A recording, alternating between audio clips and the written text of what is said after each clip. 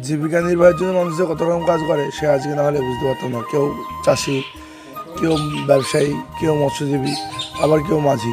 এই মাঝিদের কাজ এই পানার ভিতরে খুবই কষ্টের কাজ। সো হ্যালো গাইজ, কেমন আছো সবাই? ভালো আছি আমি। তো আজ সকাল সকাল বেরিয়ে পড়ি কাজের জন্য। তো আড়তের সামনে যাওয়ার আগে দেখি রাস্তাঘাট বেশ ফাঁকা। তো সকাল সকাল মাছ কেনার জন্য আড়তের সামনে গিয়ে সাইকেলটা রেডি করে রেখে বেরিয়ে পড়ি আড়তের ভিতরে। আড়তের ভিতরে গিয়ে প্রথমে যেটা চোখে পড়ে সেটা জ্যান্ত জেওল, পাঙাশ, কিছু চালানি রুই। রুইগুলো দেখে মনে হয় যে বরফের দেশ থেকে রুইগুলো আসলো। তো এইসব দেখতে দেখতে দেখি জ্যান্ত কাতলা মাছ আর জ্যান্ত সিলভার মাছ।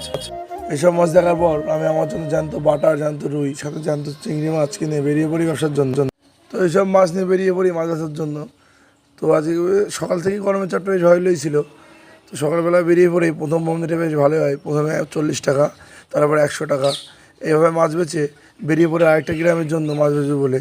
তো প্রথমেই নদীর ধারে গিয়ে যা দেখি তা দেখে আমার চক্ষু চড়ক গাছ। নদীর ধারে গিয়ে দেখি পানায় নদীর লোড, আর এই পানার ভিতরে খেয়া দেওয়া প্রায় 1 ঘন্টার কাজ। তা নদীর ধারে কিছুক্ষণ অপেক্ষা করে খেয়া পার হয়ে আরেক গ্রামের জন্য বেরিয়ে পড়ে মাছ ধরার জন্য। সেই গ্রামে প্রথমে 200, তারপরে 400, এবার সমস্ত মাছ শেষ করে বাড়ির উদ্দেশ্যে রওনা দিই। এবং এই গরমে বাড়ি আসতে একটু কষ্টই হয়। তো বাড়ি এসে হিসেব করে দেখলাম মাছ বেশি আমার সর্বমোট 500 টাকার কাজ হয়েছে।